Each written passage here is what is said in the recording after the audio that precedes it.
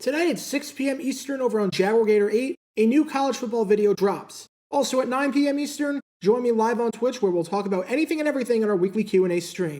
Link to join below. And now, on with our feature presentation.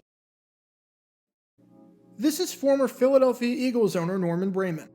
In 1985, Braman became the majority owner of the Eagles after Leonard Toews, just a few months after trying to move the Eagles down to Phoenix, sold the team for $65 million, and Braman became the sole owner of the team in 1986. And under Braman's ownership, the Philadelphia Eagles were actually a fairly good team, though they could never get over the hump. In Braman's 9 seasons as the owner, the Eagles won 79-63-1, winning roughly 56% of their games, which is not too shabby by any means. They made the playoffs 4 times, and only twice in Braman's time as the principal, sole owner of the team, did the Eagles ever have a losing record. So Braman must have been pretty good then. He must have been doing something right. He must have been a fairly good owner.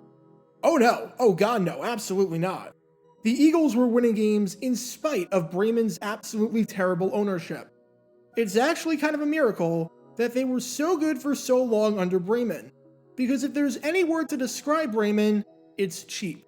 He was notoriously cheap, to the point where even Mr. Krabs thought he was going overboard. If you've ever seen the scene in Moneyball, where the players have to pay for their own drinks in the vending machine, Braman did something significantly worse that no other owner would do, whether it was 1992 or 2022. Because this is the crazy story behind the cheapest ownership move in the history of the Philadelphia Eagles, and quite possibly the history of the entire National Football League. Before I talk about the actual move that Braman made that sent people up in arms, we need some context to understand how the Eagles were doing financially, and how this information was even made available in the first place, because Braman never spoke publicly about this, and it's not hard to see why. The year is 1990, and there is unrest in the NFL.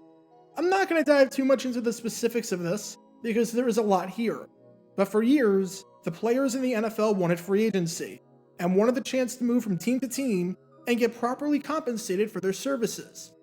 The good news was that, in 1989, they got their wish, as the NFL finally introduced a system of free agency. The bad news was that this system was a complete farce. The system, called Plan B free agency, worked like this. Of the players on a roster, a team could protect up to 37 of them. The rest of the players would become unrestricted free agents, free to sign anywhere they wanted to. And to be fair, a fair number of players utilized the system to switch teams and get pay raises. In the first 2 years that Plan B was a thing, 403 players switched teams. However, since the team could protect 37 players, a lot of the players that switched teams were not very good. Any starter, any quality backup, and any player with potential was kept and left protected, unable to do anything, making the system highly restrictive and not really a free and fair system. Because of this, 8 players filed a lawsuit, saying that this was an antitrust violation. Among the players to file this suit included Green Bay Packers quarterback Don Majkowski, 1 year removed from finishing second in the MVP voting, Frank Minifield, a 4-time Pro Bowl cornerback with the Cleveland Browns, who made it onto the All-1980 second team, and defensive back Tim McDonald, who was coming off of a Pro Bowl season in 1989 with the Phoenix Cardinals. Why do I bring this antitrust lawsuit up? Because at the start of July in 1992, because of the antitrust lawsuit, the NFL made its financial records available. The strategy for this was simple. Show that if there was unrestricted free agency like the players wanted, that the league would be in trouble, because the finances are not that good, as a lot of employees within the company are not making a lot of money. People think the NFL is making more money than it actually is. On one hand, at this point, fans were on the side of the owners, as many fans blamed the players for the strike in 1982 and 1987 that cut off part of the regular season, especially since the players didn't really get anything in return for missing 2 months in 1982, and the 1987 strike was such a mess, which you can learn more about by clicking the card in the upper right corner.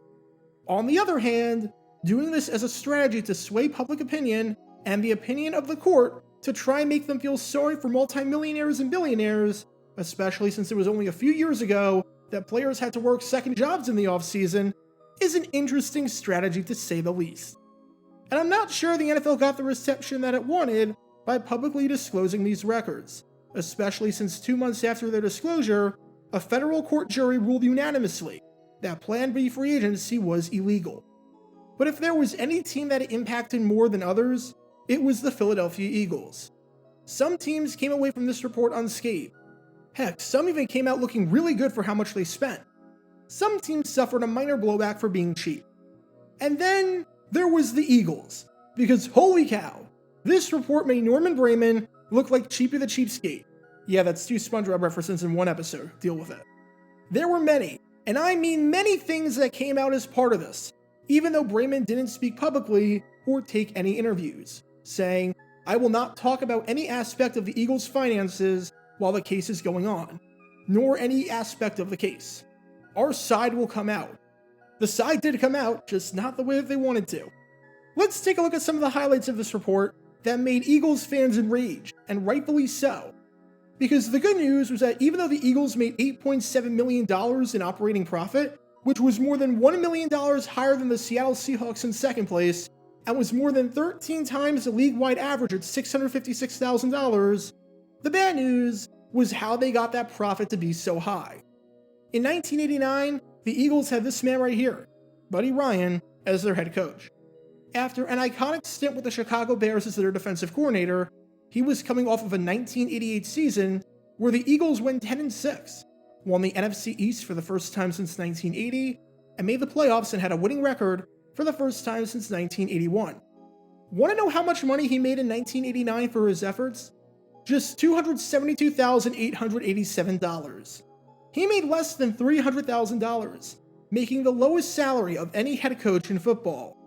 And Ryan was the only coach on the team in 1990 to make a 6-figure salary. In total, in 1989, the Eagles spent $988,000 on their coaching staff, which was comfortably the lowest total in the league. The Cowboys were spending $3.5 million, and the league average was somewhere in the ballpark of $1.6 million. Philly was spending about half of that. The average amount of money that teams spent on their scouting department was $477,000, and all 4 teams in the NFC East were well above that average, with Dallas at $805,000, New York at $703,000, Phoenix at $533,000, and Washington at $520,000. The Eagles, they were at a mere $286,000. They increased ticket prices from 1989 to 1990 by 17%, even though they missed the playoffs in 1989, with ticket prices increasing by 50% since 1986. And they kept expenses down by making no renovations or improvements to their facilities whatsoever, as the Veterans Stadium weight room was notoriously bad, to the point where a few years after this story, when the Eagles tried to sign defensive tackle Dana Stubblefield, he refused to come after seeing just how dire their weight room was. You can learn more about that by clicking the card in the upper right corner. As defensive back Ben Smith said on the conditions, "They have this little weight room, no bigger than my living room. I'm thinking, this is the pros. I'm expecting to see a quality weight room. I couldn't believe my eyes." And as bad as all this is, it gets worse. From 1989 to 90, there were members of the staff that somehow were making less money than they were in 1989, in Braman's efforts to keep costs as low as possible. Bill Walsh, the offensive line coach, not the Hall of Fame coach who guided San Francisco to 3 Super Bowls, had his salary reduced from $87,640 to $86,783, despite the fact that the Eagles had the 5th best rushing attack in football the year before. Jim Gallagher, the director of marketing and sales, had his salary reduced from $60,547 to $59,347, even though the average attendance for the Eagles was just a hair below 62,000, with their mark being 1,000 fans higher than the league-wide average attendance, with the average attendance across the league in 1989 being a record. And Patrick Forte, the assistant to team president Harry Gamble, had his salary reduced from $79,978 to $76,918. The Eagles spent, on average, 15% less than the rest of the NFC East. And all of this was while Norman Braman was taking home a cool $7.5 million, which was the highest salary that any owner was pocketing for himself, by far. But as cheap as Braman and the Eagles were being, there's one thing that they did in particular that, when it was publicized, made people up in arms at how this was a professional organization. Because the Eagles charged money for one thing that no team should ever be charging money for. Imagine this. You're getting ready in the locker room for the game, and you're changing out of your clothes to put on your uniform. What does a football uniform consist of? Well, it consists of a lot of things. You have the actual jersey, you have the helmet, you might even have workout clothes that you wear before you actually change into your jersey, with those being the clothes that you go out onto the field with 2 hours before the game. You have the pads, you have the pants, you have the cleats, and you have the socks. Yes, you'll have some other things as well, like tape, but those are the basics. Put on your jersey, your pads, your helmet, your pants, your socks, and your shoes. Now, as you can probably imagine, the team is the one footing the bill for the uniform, and understandably so. You're not seeing Tom Brady pay money to put on a Buccaneers uniform. You're not seeing Patrick Mahomes paying money every time he has to put on a Chiefs uniform, and so on. The team provides the uniform. The player isn't paying out of pocket for it. Well, that's not exactly how things worked back then in the city of brotherly love. Because the man you're watching right now is linebacker Mike Reichenbach, who was retired by this point in 1992 when the report came out, but was on the team from 1984 to 89, so he got to play for the Eagles during Braman's reign. Reichenbach was a pretty solid player. He started 57 games for the team, including every game in 1985 and 1986, and was the team's starting middle linebacker throughout the 1980s. In other words, this was a guy who was a longtime veteran who you could trust, and not that people shouldn't be valued, but considering his play and his length of service, should absolutely be valued. One day, he had a hole in his sock. Now, when Reichenbach went to the equipment window to meet with equipment manager Rusty Sweeney, what would usually happen in a situation like that? You would get the equipment manager saying, "That sucks. Here, let me get you a new pair. Try these on." Not with Braman as the owner, because Reichenbach had to not only show Sweeney the socks to ensure that they actually had a hole in them and was a big enough hole to warrant a replacement, but had to buy the replacement pair off of him. Reichenbach called the whole thing of having to pay for his equipment a culture shock, and it's not hard to see why, because this sort of thing just doesn't happen in the NFL. But owner Norman Braman was so cheap that he made his players pay for their own uniforms and equipment. Can you imagine that? If you were a player on the Eagles, you actually had to pay Braman for the socks. Norman Braman, an owner whose team was valued at $146 million, about 2.5 times what he bought the club for in 1985, when he bought it for $65 million, was penny pinching players over socks. Freaking socks! I mean, we knew Braman was cheap before this, but until this report came out that was designed to make the NFL look good, I don't think we realized just how cheap he was. And for those wondering, yes, this was seen as incredibly unconventional back in the 90s, as the San Francisco 49ers gave their players an unlimited supply of whatever they needed. Because, as offensive lineman Randy Cross said, the bottom line is that if you're treated especially well, it doesn't take a genius to figure out that if you keep performing, the good stuff will keep coming. So you work that much harder. Safe to say, Braman did not believe in that model or that philosophy at all. Fortunately for Eagles fans, after that report came out and the tide with public perception began to turn, among a host of other things, Braman sold the team to Jeffrey Lurie a few years later in 1994. And Lurie at least actually seems like he likes the Eagles and views them as not just a business.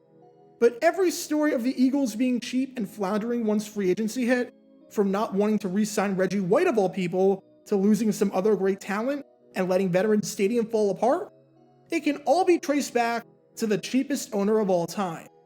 How he somehow finished above 500 by penny pinching to absurd levels at every corner imaginable is beyond me. Because anytime someone told him that he should actually invest and pay guys what they were worth and provide the necessities instead of paying himself a giant salary, he responded by telling them to put a sock in it. But if you are going to put a sock in it, it's going to cost you. Seriously, we charge for socks around here. Get your official Jaguar Gator 9 merchandise by going to jg9shop.com, and be sure to like this video, ring the notification bell, and subscribe down below if you haven't already, as it helps the channel out a lot. And be sure to check out Twitch every Wednesday night at 9 p.m. Eastern for your chance to play NFL Trivia and win cash prizes. Link in the description below. If you want to see videos like this condensed down to 60 seconds, then follow me on TikTok at JaguarGator9. To see college football videos, subscribe to JaguarGator8. To see highlight videos of players throughout the history of the NFL, subscribe to JG9 Highlights. Also, special thanks to all of our Patreon supporters for helping out the channel. Your support is greatly appreciated. See how you can become a patron and request future video topics in the description below.